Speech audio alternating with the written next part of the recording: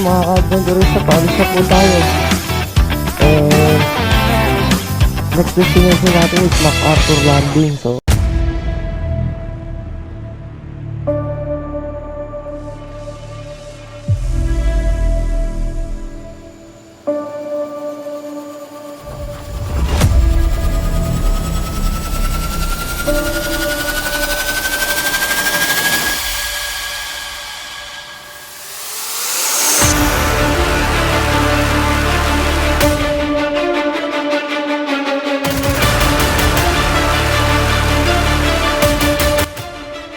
MacArthur Landing Park. Ito ay binansag mula sa binitawang mga salita ni General Douglas MacArthur na I shall return. Tinupad niya ang kanyang pangako nang dumating siya kasama ang isang armada na kinabibilangan ng 700 na barko na may sakay na 174,000 na sundalong Amerikano sa Red Beach, Palo, Leyte.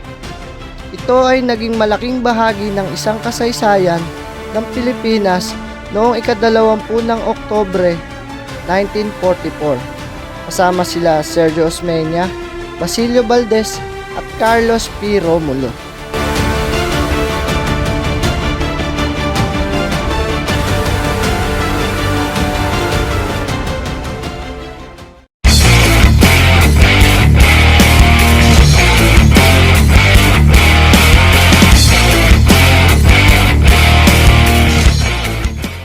Mga ka-adventurista, andito na kami. Dun.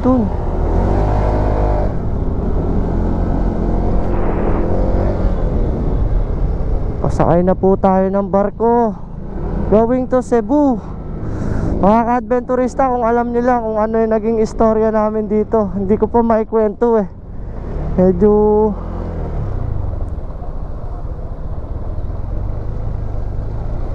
teka. Oo. Sir, sa motor po. Wala boss. Po? Ano po? Wano Cebu. Ano po? Wano Cebu yung destination niya. Mandawi po. Mandawi. Opo.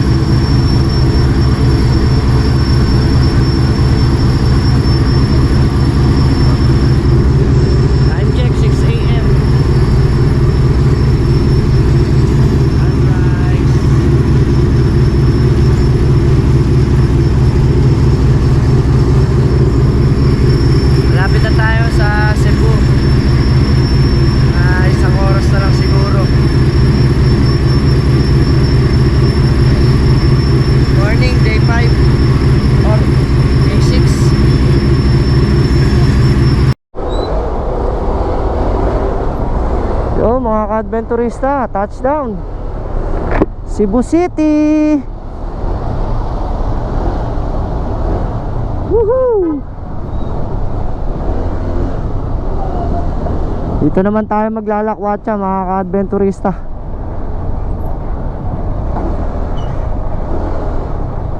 Yeah.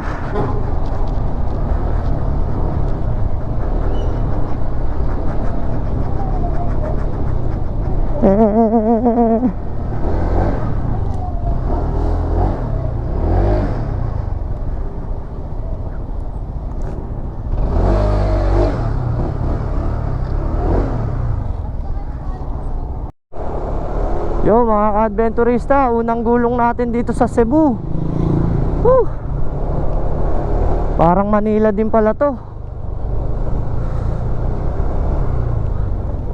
Pero pamilyar naman tayo sa kalsada ng Maynila, kaya parang ganun din naman to.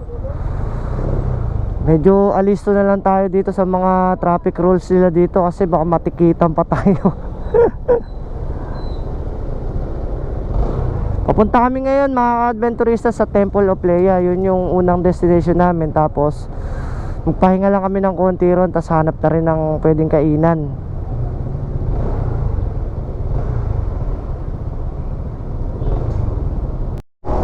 Yo mga ka-adventurista, nandito na tayo malapit sa Temple of Leia. Galing ng daan dito mga ka-adventurista, parang katulad ng daan papasok ng Bitbit River, Bitbit Bridge sa Norsagaray. Ayun, makitid lang siya na rolling hills. Naalala ko tuloy yung Norsagaray dito sa Bulacan.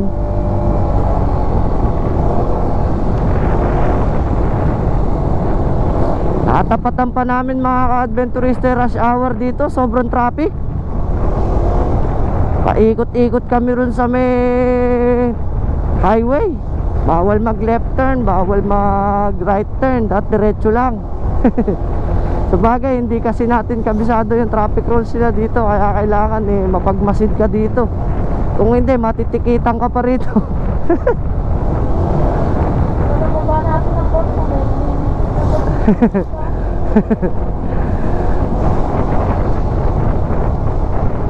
Touchdown. Temple of Leia. Entrance is 150. Parking fee ng motor is 30 pesos. So ginastos namin mga ka-adventurista 330. Dalawa na kami ng back ride tsaka yung motor.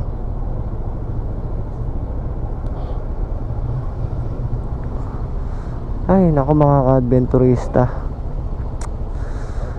kala ko sa Facebook ko na lang to makikita. Ganda. Tanaw dito yung buong Cebu. Mamaya papakita ko sa inyo mga ka-adventurista. Bayad lang muna tayo ng entrance.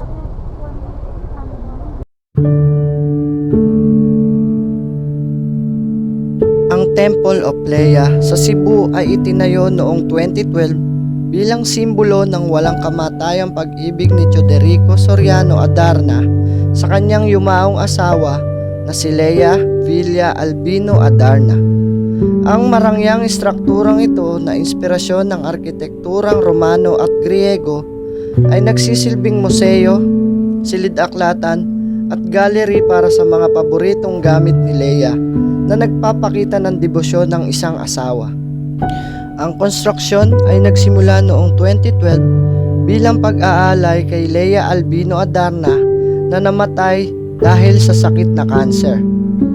Ito ay simbolo ng 53 taong pagmamahalan at debosyon ni Teodorico kay Leia. Ang disenyo ay hango sa sinaunang Roma na may mga estatwang tanso, rebulto ng mga leon at mga haligi na nagbibigay ng klasikong ganda. Matatagpuan ito sa Busay, Cebu City na nagbibigay ng magandang tanawin ng lungsod. Ang Temple of Leia ay hindi lamang isang atraksyon, kundi isang makasaysayang palatandaan ng pag-ibig sa Pilipinas.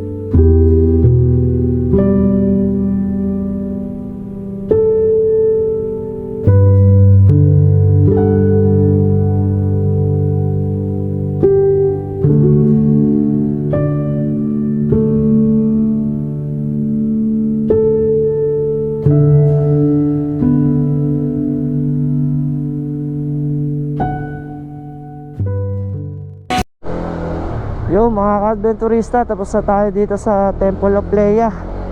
Sa Sirao Garden naman tayo, Little Amsterdam. So, parang Baguio feels lang pala dito. Parang Baguio rin, yung maraming pasyalan. Para lang siyang yung mga tourist spot sa Baguio.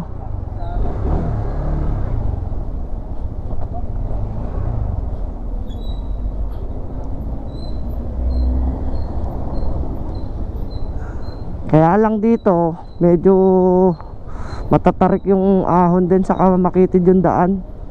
Sa bagay, ganito rin naman sa Baguio. Mga ka-adventurista, doon naman namin kayo papasyal sa Little Amsterdam.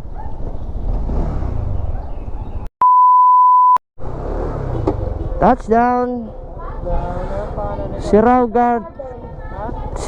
Sirao Garden, Little Amsterdam. Amsterdam. Yung may nakaganon na kamay. Yun.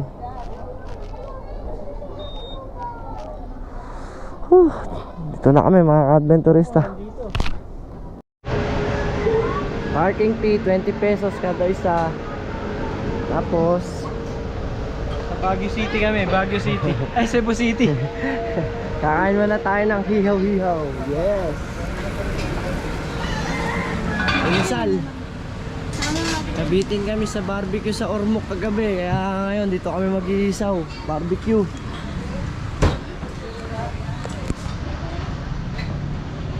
Yun no? Boss, ay ulam. BBQ. Paano ulam? Barbecue. Yeah.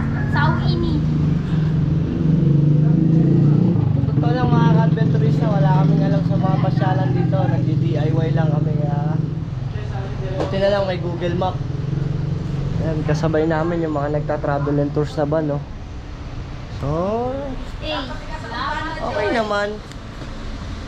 Kain muna tayo.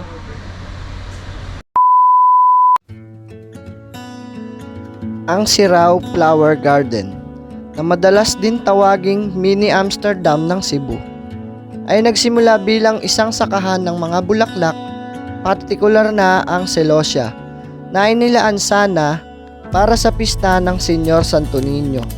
Dahil sa ganda ng mga bulaklak na nagmumukhang parang Keukenhof ng Netherlands, dinayo ito ng mga turista na nagtulak sa mga may-ari na gawin itong atraksyon. Matatagpuan ito sa Busay, Cebu City, at ito ay sikat sa mga Bali style na istruktura at napakagandang tanawin sa tuktok ng mga burol.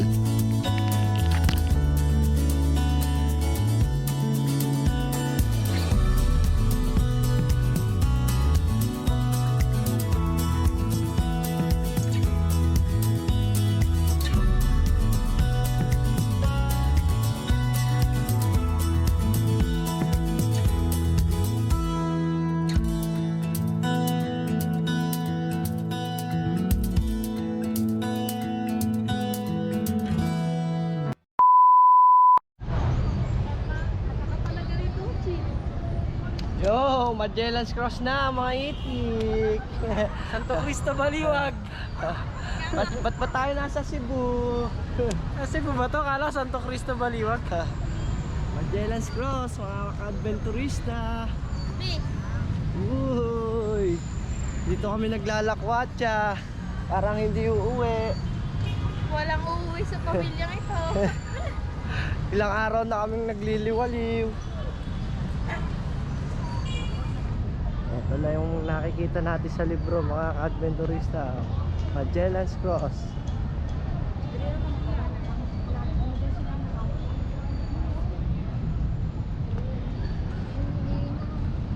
Pasok. Wait lang. May titingnan lang ako. Wow.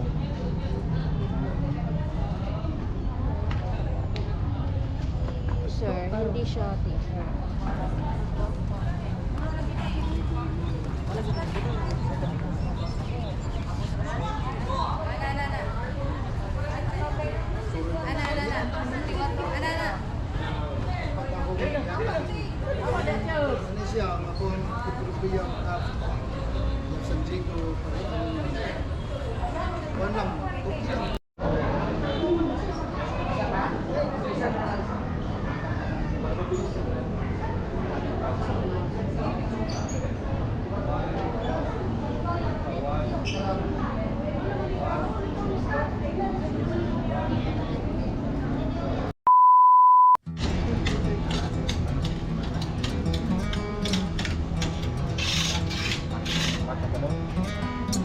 Daisies blooming, sundress swaying in the breeze. Can't stop staring. You've put a spell on me. And I hope that you never decide to set me free. The way you're moving, it's got me moving my own feet. Greatest feeling. Silang. Man, alam mo ba yan, man? Man, galing akong Korea. Meron ganito doon. Oh yeah, tingnan natin. Natin yung bago, wala namang piso. So, dito may mineral bendo na rito. oh. Cebu City. Saan 5 piso ito siya? Nakipepe lahat. Tingin ka dyan.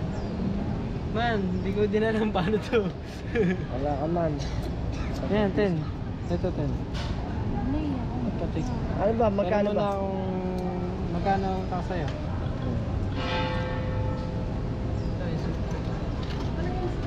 Oh, 20. Dali pa silang probe. Ano yung Man, Man, ang galing man. man. Medyo hindi malamig. Man, Ano yan man, pangkape. sa labas 25, dito 15. Yo mga ka-adventurista, pasok tayo ng CCLEX.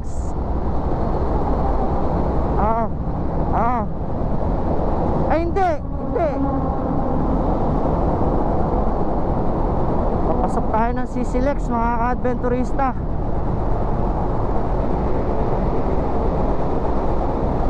Yan. Try natin dumaan dito mga ka-adventurista. Sana tama yung dinadaanan natin.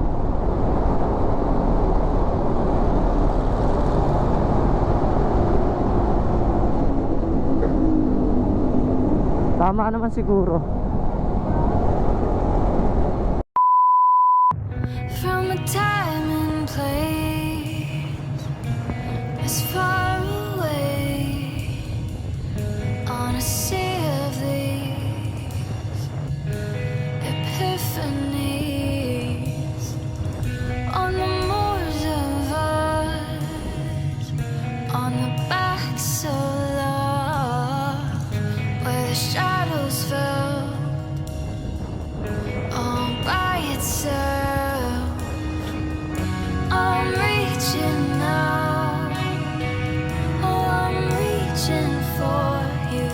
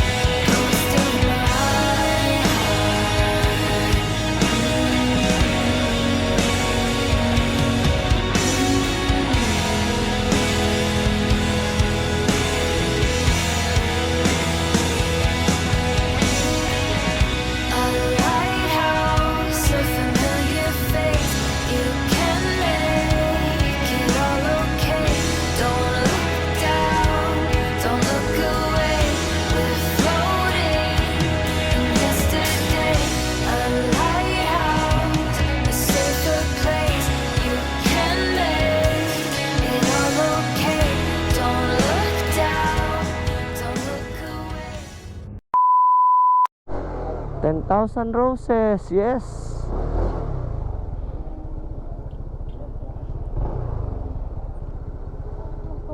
Ay, may mga souvenir pa oh. Dito na tayo mga ka-adventurista. Ayos. Souvenir.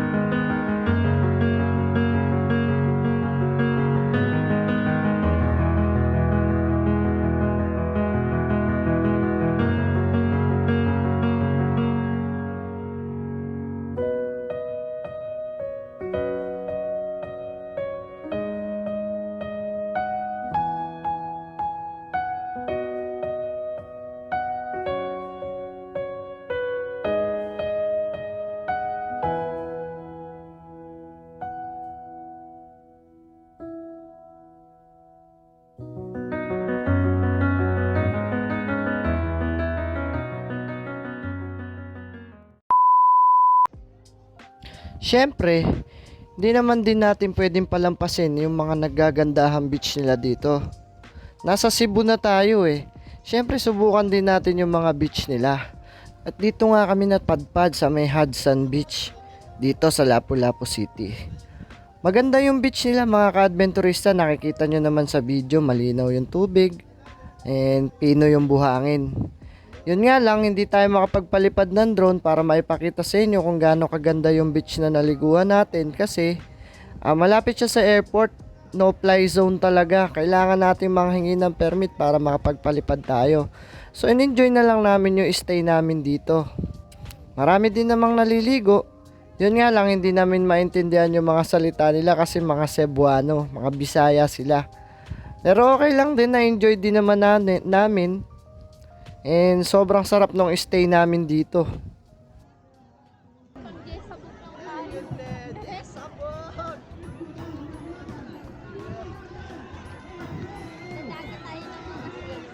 Driver tayo ngayon mga ka-adventurista. Ilang paglupa, pagdagat pa. Yes ako! Lalim na nito. Basta bumalance ka lang, hindi tayo tutuwan. Walang maling.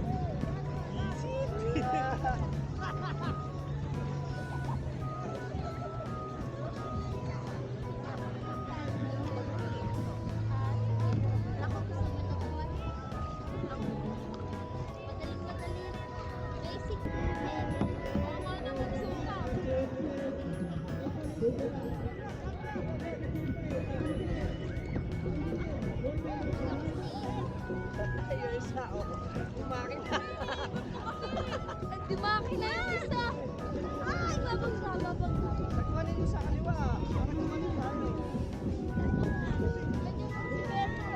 Ikot sa back.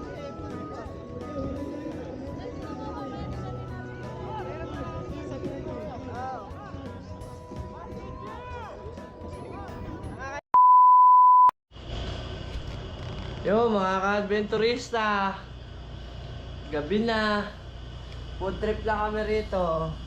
Noodles. Sotanghon Sotanghon. Tsaka ano Hopya. Ito, sarap. Ang sarap ng hopya nila dito sa Cebu. Special hopya oh. Oh. Sarap. Pasensya na kayo, medyo madalang yung update natin ngayong araw, day 7, day 6. Ewan ko kung ang ilang araw namin nasa yung ilang araw na kaming gumagala, pero ang sarap ng experience dito. Kalahin mong nakadaan kami sa expressway dito sa Cebu.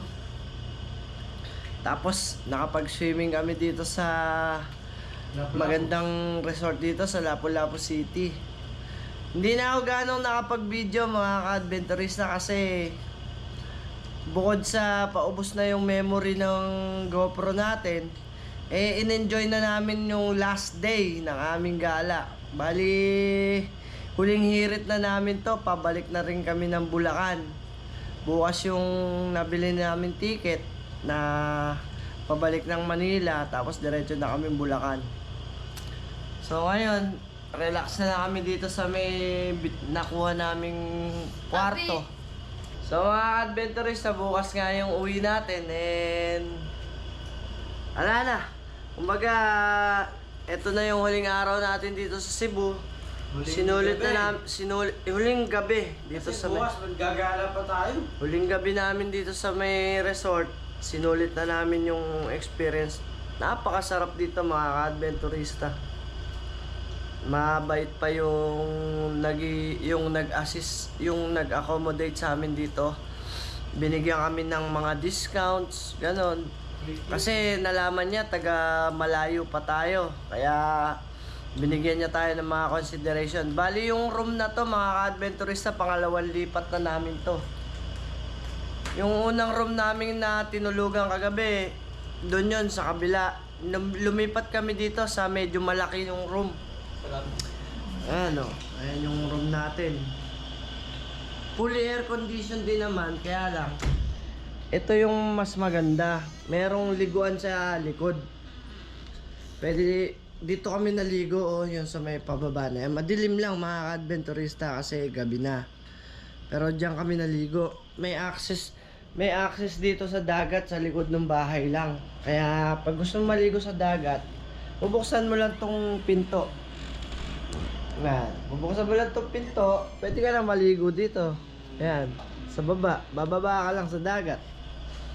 Sulit din, sulit. Sulit yung stay namin dito.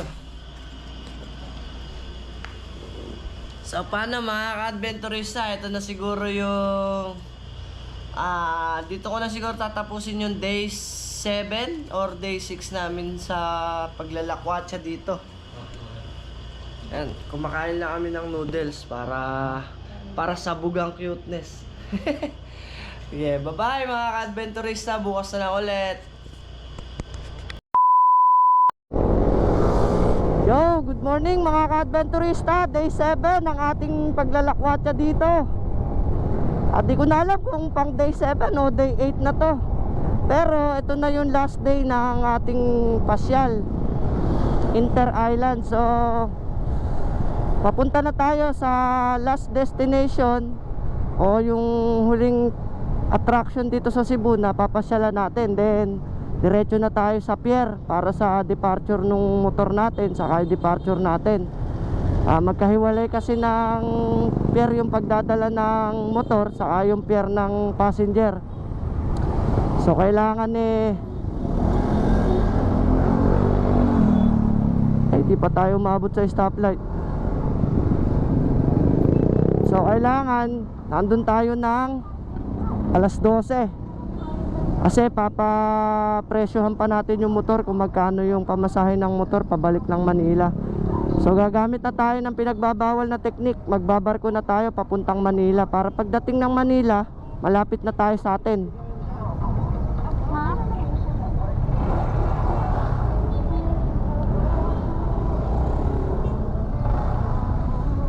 So ayun mga ka-adventurista, update ko na lang kayo kung nasaan na kami. Pero dun kami papunta sa may lampas ng Temple of Leia. Hindi pa kasi namin napuntahan agad nung unang pagpunta namin, kasi nga first time namin dito. So hindi pa namin kabisado yung mga attraction dito. Saka biglaan lang naman yung biyahe namin dito, hindi naman to talaga nakaplano. So nandito na rin lang naman kami, susulitin na namin.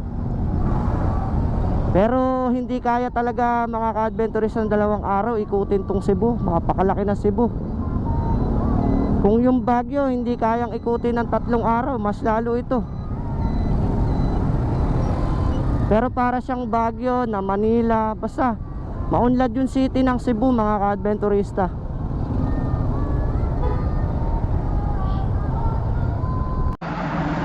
Mga ka-adventurista, nandito na tayo sa last destination, Buwakan ni Alejandra. Tayo sa gilid. Pasok tayo dun sa may garden. Last trip natin to dito. Tapos diretso na tayong fort. Let's go!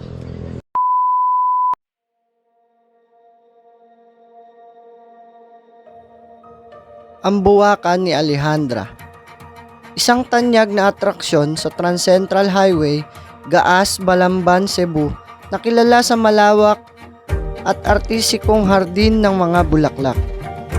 Ito ay isang proyekto na naglalayong magpakita ng kagandahan ng kalikasan na parang nasa Alice in Wonderland, na nagtatampok ng iba't ibang uri ng kulay ng bulaklak sa hilaging bahagi ng Cebu. Ang hardin ay maingat na idinisenyo upang maging isang floral paradise o malawak na taniman ng mga bulaklak. Nagbibigay ito ng atmosfera na parang nasa isang pantasyang mundo dahil sa magandang pagkakaayos ng mga makukulay na bulaklak. Isa ito sa mga nangungunang pasyalan sa Balamban, Cebu para sa mga mahihilig sa litrato at kalikasan. Ang lugar ay naging tanyag dahil sa pagiging Instagrammable nito, na nag-aakit ng maraming turista na gustong maranasan ang malamig na hangin at makulay na tanawin sa bundok ng Balamban.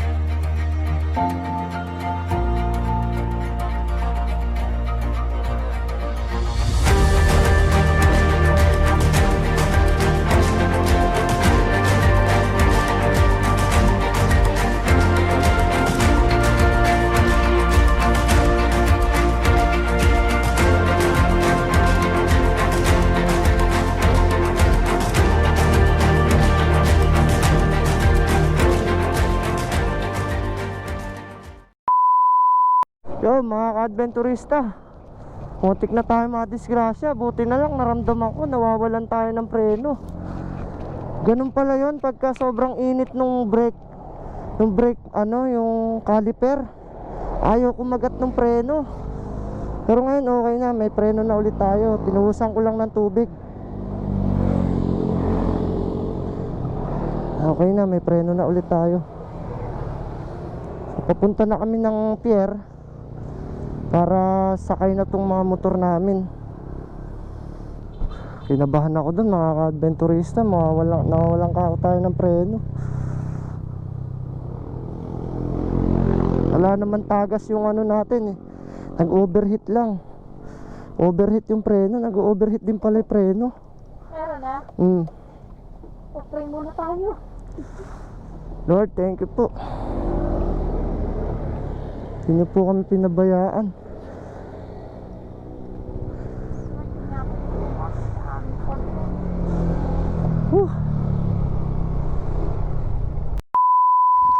narito na nga tayo sa pinakamalungkot na parte ng ating biyahe, ang pag-uwi. Medyo nagka-problema pa kami dyan mga ka-adventurista dahil na-late kami ng dating dito sa pier. Ang boarding time sana namin is alas 3. 2 hours before daw dapat nandito na kami. Late kami ng 1 hour. So yung mga motor namin hindi na magkasya sa barko. Kaya bumalik kami sa ticketing booth para makiusap kung pwedeng isakay na yung motor namin sa barko para kasabay na rin namin makauwi. And mabait naman sila kaya ayan sinamahan kami ng arastre para kausapin yung nag-aayos ng mga sasakyan sa loob ng barko. Maraming salamat mga ka-adventurista kung hanggang dito sa part ng video na to ay umabot ka. Dito na siguro namin tatapusin ang video. Hanggang sa susunod na paglalakbay na lang muli. Adios!